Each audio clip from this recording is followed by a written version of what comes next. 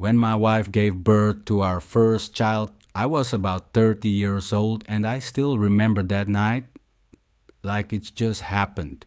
Back then, my life was simple, or at least I thought it was. Every night I'd go out with my friends. We'd laugh, joke, make fun of people. That was my thing. I had this ability. I could imitate anyone, their voice, their expression, everything. People loved it. They laughed. But the truth? I didn't just make people laugh. I humiliated them. No one was safe, not strangers, not even my own friends. And eventually, some of them started avoiding me. There's one moment from that time that I can never forget. One night, I saw an old blind man sitting by the roadside. He was begging. As he slowly walked past me in the dark, I decided to have some fun.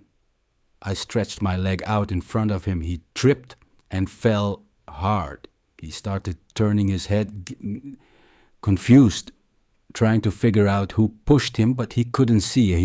He had no idea, and I just stood there, laughing. That same night, I came home late, like always, but something felt different. My wife was waiting for me. She looked pale, weak, in pain. She looked at me and said, "Where have you been?"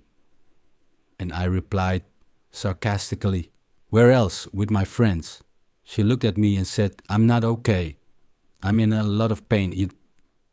I think the baby is coming." And then she started crying.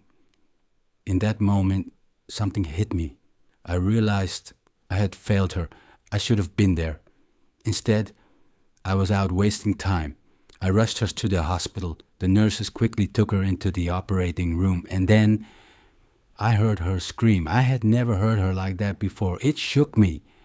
That night, my child was about to be born. I waited, but it wasn't easy. The delivery was complicated. Time passed, and I got tired, restless, so I gave my number to a nurse and went home.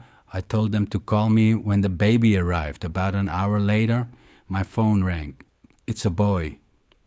I rushed back to the hospital, but when I got there, they said, you need to speak to the doctor first.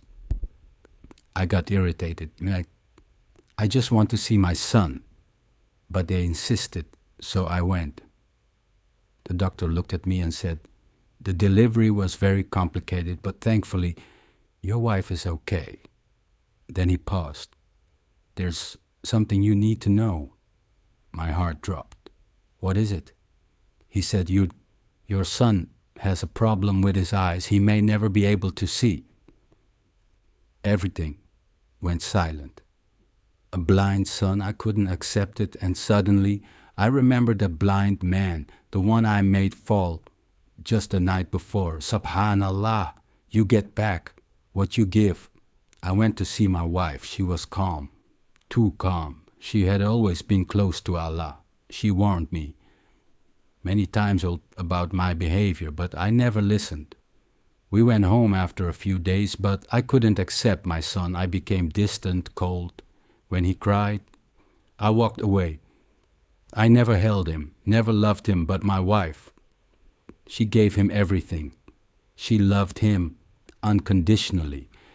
As time passed, we realized something else. He wasn't just blind, he was physically disabled too, and that pushed me even further away. I started seeing him as a burden, nothing more. We had 2 more children after him, Umar and Khaled. I loved them, played with them, but Salim, I stayed away. Years passed like this.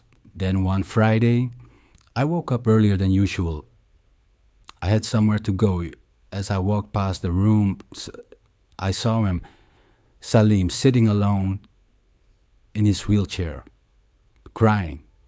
For the first time in 10 years, I stopped. I walked up to him and asked, "Why are you crying?" The moment he heard my voice, he stopped. He reached out his hands, trying to feel me, but then he slowly pulled away as if saying, "Where were you all these years?" I asked again. At first, he didn't want to answer, but eventually he did. He said, my brother Umar takes me to the mosque every day, but he's late today. I'm scared. I'll miss the front row. That's why he was crying, not because of pain, not because of loneliness, but because he might miss prayer. I broke. I sat beside him, wiped his tears, and said, "Don't cry, I'll take you today." He couldn't believe it, but I did. I took him. The mosque was full, but there was a space waiting for him in the front row. People knew him, respected him. After the prayer, he asked me for a Quran. I was confused. He's blind. How would he read? But I gave it to him. He said, "Open Surah Al-Kahf." As I searched, he took it from my hands and started reciting perfectly, flawlessly, the entire surah from memory. I stood there shaking, ashamed. This child was closer to Allah than I had ever been. That day, something changed inside me. Later, I was invited to go on a journey of Qur'an to spread faith. I wasn't sure, so I asked my wife. I thought she'd stop me, but she didn't. She was happy. She encouraged me. Before leaving, I went to Salem. He reached out his hands. I hugged him, kissed his forehead, and left. I was gone for about 3.5 months. I called home whenever I could. I missed them, especially him. But every time I called Tadit, he wasn't there. He was always at the mosque or at school. The last time I asked about him, my wife's voice changed. She just said, "Inshallah," and went quiet. A few days later, I came back home. I knocked on the door. I expected him to open it, but Khaled did. He hugged me, called me dad. But something felt wrong. I asked my wife, "What happened?" She said, "Nothing." I asked again, "Where is Salim?" She lowered her head and started crying. My heart started racing. I shouted, "Where is Salim?" And then my little son said, "Oh, Dad, Salim is in Jannah now, with Allah." Everything collapsed. Later, I found out 2 weeks after I left, he got sick, a fever. My wife took him to the hospital, but he never recovered. And that illness, he returned to Allah.